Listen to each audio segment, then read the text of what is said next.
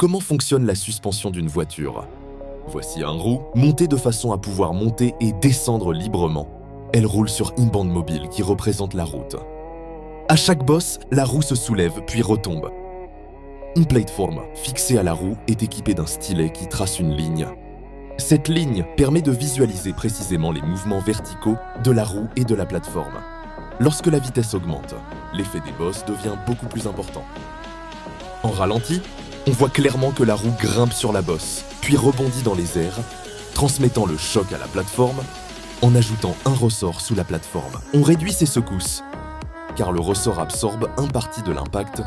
Un ressort rigide limite peu les chocs, alors qu'un ressort plus souple offre un mouvement plus régulier, en répartissant mieux l'effet de la bosse. Dans une voiture, le problème se complique avec 4 roues, à l'avant et à l'arrière. Si les ressorts avant sont plus rigides que ceux à l'arrière, le véhicule a tendance à basculer d'avant en arrière. Lorsqu'il rencontre un boss, c'est ce qu'on appelle le tangage. La solution consiste à séparer les rôles. Grâce à une structure rigide et à des bras de suspension, les roues restent bien alignées.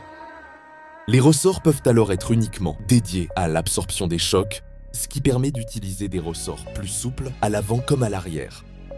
Mais des ressorts trop souples ont un défaut. Ils peuvent rebondir après un choc. C'est là qu'interviennent les amortisseurs. Ils ralentissent le mouvement des ressorts, agissent comme un frein et empêchent les rebonds. Lors de tests à grande vitesse sur des bosses de différentes tailles, le résultat est clair. La ligne tracée reste beaucoup plus stable. Les ressorts souples combinés aux amortisseurs lisent efficacement les irrégularités de la route et éliminent presque totalement les secousses. C'est parti!